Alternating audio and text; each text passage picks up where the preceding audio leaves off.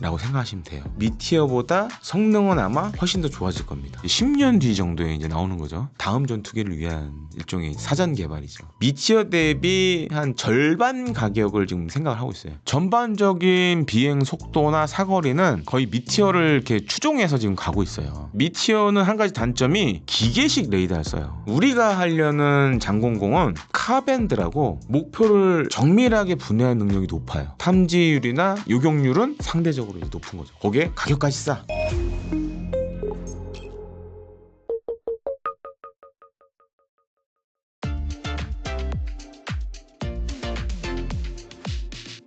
예, 지금 한국형 장거리 공대공 미사일 사업은 이렇게 생각하시면 됩니다. 지금 우리 KF-21 전투기에 유럽산 미티어 미사일이 달려있잖아요. 요거를 국산으로 살짝 만든다 라고 생각하시면 돼요. 근데 기존 미티어보다 성능은 아마 훨씬 더 좋아질 겁니다. 그래서 요번에 한 건 뭐냐면 지금 국방과학연구소 주도로 한국형 장거리 공대공 유도무기 개발 사업을 진행하려고 그래요. 그래서 이제 내년부터 체계 개발 사업을 진행을 합니다. 근데 이제 그 전에 앞서서 이제 시제품 개발을 하는 사업이 나왔어요. 그래서 지금 이제 LIG 넥스원 같은 경우에는 요즘은 미사일도 인터넷이 되는 시대예요. 그러니까 전투기와 이 정보를 주고받아요. 그래서 데이터 링크가 그게 사용되는데 데이터 링크를 LIG 넥스원이 가져갔고 한화 시스템이 미사일의 눈이라고 할 수 있는 탐색기 시커를 가져갔습니다. 그리고 현대로템도 여기 들어갔어요. 근데 이제 많은 분들이 이건 모르시는 내용 중에 하나인데 현대로템 하면 생각나는 게 한 몇 가지가 있죠. 첫 번째가 KTX 고속철 있고 그다음에 이제 객차 그다음에 이제 현대로템이 하는 사업 분야가 이제 몇 가지 됩니다. 방위산업, K2 전차, K808 차량용 장갑차가 있고 또 뭐 플랜트도 있고 뭐 수소 관련된 것도 있어요. 근데 이번에 이제 실체가 좀 드러났는데 사실은 현대로템이 초음속 유도무기 엔진을 그동안 해오고 있었어요. 연구 개발을. 근데 이번에 이제 공개적으로 근데 이제 보통 이제 초음속이나 극초음속 유도무기 엔진은 대부분 이제 비밀 사업이 많아요. 비닉 사업이라고 우리가 이제 얘기를 많이 하는데 비밀 사업이 많아요. 이런 것들을 과거에 이제 현대로템이 계속 진행을 해왔고 이번에 이제 공개적으로 들어왔죠. 그래서 이제 덕티드 램제트라는 초음속 유도무기 엔진을 현대로템이 가져갔죠. 그래서 어떻게 보면 뭐 이제 몰랐던 현대로템의 새로운 사업 분야가 이번에 이제 공개가 된 거죠. 추가로 말씀드리자면 이번 이제 시제품 관련된 거 금액은 한 수십억밖에 안 돼요. 근데 여기 하나 에어로스페이스가 요걸 다 묶는 체계 종합을 가져갔습니다. 그래서 이제 미사일의 각종 부품 그리고 외형 이런 것들을 다 이제 하는 거는 하나 에어로스페이스가 가져갔다. 라고 보시면 되겠습니다. 뭐 한 4개 업체가 다 나눠 가졌어요. 그래서 이제 내년부터 본격적으로 개발을 해요. 요번에 나온 거는 이제 일종의 시제품 만들어 보는 거고, 하나 이제 몇 개 만들어 보는 거고, 내년에 이제 사업이 공식적으로 이제 진행이 되는데, 그래서 이제 올 연말이나 하반기에 아마 또 한 번 붙을 거예요. 그러니까 체계 개발 사업을 누가 이제 체계 종합을 하느냐, 그다음에 이제 뭐 탐색기라든가 이런 거는 제가 봤을 때 이제 그대로 갈 것 같은데 체계 종합 이제 이걸 다 묶는 거를 누가 가져갈 거냐, 요거는 지금 이제 남아 있어요. 근데 이제 보통 보면 이런 시제품 만들었던 업체들이 그대로 가는 경우가 많아요. 국방과학연구소 사업들은. 그래서 지금 이제 하여튼 뭐 올 하반기가 됐든 내년 초가 됐든 다시 한번 붙을 것 같다. 요거 전에 단거리 공대공 유도무기 사업이 있었어요. 2차 사업, 단거리 공대공 유도무기 2차 사업이 있었습니다. 그거는 이제 LIG 넥스원이 체계 개발을 가져갔어요. 요건 이제 단공공으로 많이 부르는데, 단거리 공대공을 줄여서 단공공으로 많이 부르는데, 이제 이게 좀 사실 많은 분들이 모르시는 내용 중에 하나예요. 보통 체계 개발을 하고 양산을 하는 업체가 해외 수출에 있어서는 우선권을 가지고 있습니다. 왜냐면 얘네들이 다 만들고 다 있기 때문에 해외 수출할 때 이 업체와 얘기를 해야 돼요. 그렇기 때문에 이게 굉장히 중요한 포지션을 가져가는 거죠. 그래서 이제 뭐 지난번에 이제 천궁 3 이게 M샘 블록 3라고 하는데 그때도 굉장히 이제 피 튀기는 싸움을 했는데 결과적으로 봤을 때 LIG 넥스원이 체계 종합을 가져갔어요. 그래서 천궁 3도 나중에 향후에 만들어져서 해외 수출하면 LIG 넥스원이 이제 협상의 우선권을 전적으로 협상을 담당하는 그렇게 됩니다. 그래서 이게 좀 방산의 약간 이제 좀 특이한 그런 구조라고 할 수 있는데, 그래서 이번에 이제 만약에 체계 종합을 기존에 지금 했던 방식 그대로 간다 그러면 이제 하나 에어로스페이스가 장공공은 이제 해외 수출의 우선권을 갖는 거죠. 정확히 말씀드리면 지금 한국형 장거리 공대공 미사일 유도무기 요거는 이제 체계 개발 완료 시기가 2035년 정도예요. 그럼 지금부터 이제 10년 뒤 정도에 이제 나오는 거죠. 제가 이제 한 이제 환갑을 바라볼 나이쯤. 그리고 우리 아들이 유치원 다니는데 걔가 고등학교 갈 때쯤이면 이제 양산에 들어가는 거예요. 그래서 제가 앞서서 그 얘기했잖아요. 한국형 차세대 전투기 연관이 있어요 이게. 아까 제가 한국형 차세대 전투기 할 때 말씀드렸잖아요. 엔진, 무장, 기체, 항공연료 장비. 그럼 이게 계산해 보면 엔진하고 지금 무장을 또 하잖아요. 2035년에 하잖아요. 2035년에 나온다는 얘기는 지금 우리가 이제 양산될 KF-21 블록 1, 2는 쓰게 되더라도 뒤늦게 써야 된다. 그럼 이걸 왜 개발할까? 다음 전투기를 위한 일종의 이제 사전 개발이죠.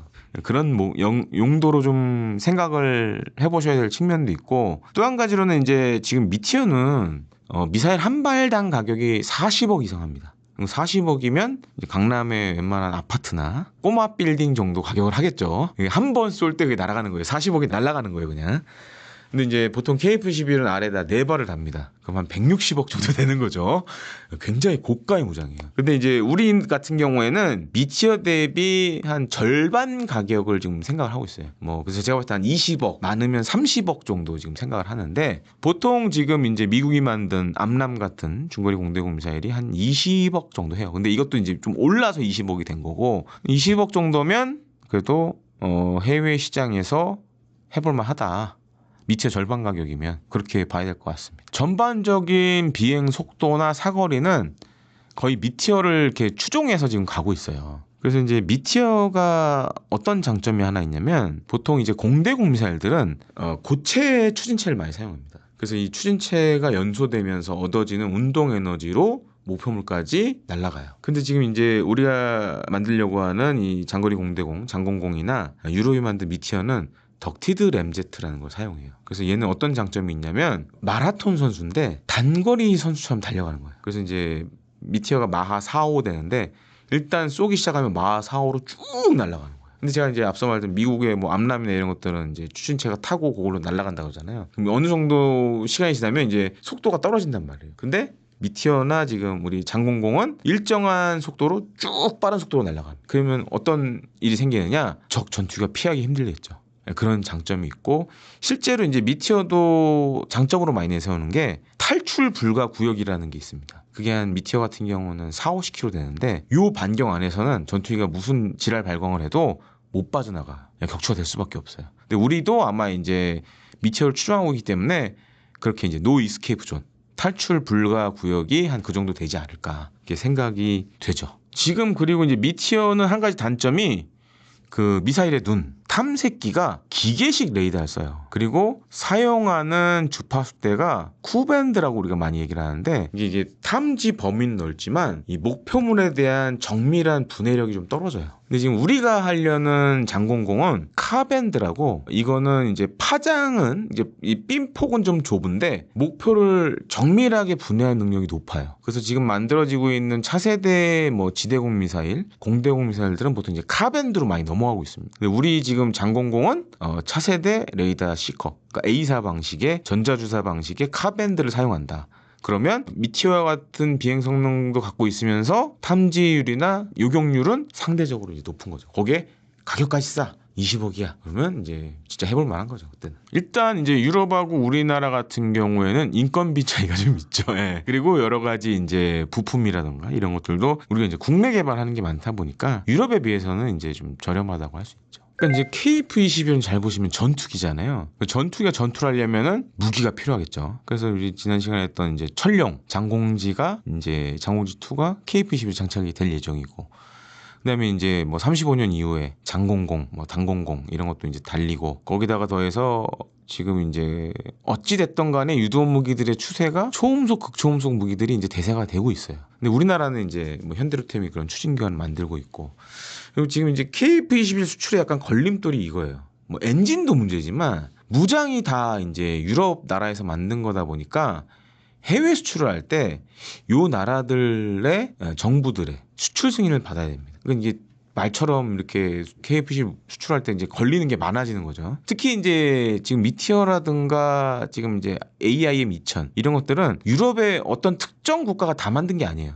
그러니까 여러 나라가 같이 만들었어요. 같이 이제 팀을 짜서. 근데 문제가 그러니까 미국은 아까 이제 제가 KF-11 엔진 말씀드렸잖아요. 그러니까 F414 엔진은 미국의 G사라는 회사가 만드니까 그러니까 미국 정부의 승인만 받으면 돼요. 근데 지금 이제 미티어라든가 이 유럽산 모장들은 문제가 뭐냐면 이 개발에 참여했던 나라들이 다 지분이 있어서 이 나라들한테 수출 승인을 다 받아야 돼요. 그러니까 굉장히 복잡한 문제가 있어요. 근데 이걸 빨리 이제 우리가 국산으로 대체하면 그냥 우리 정부가 수출 승인만 해주면 KF-21 수출하는데 문제가 없는 거죠.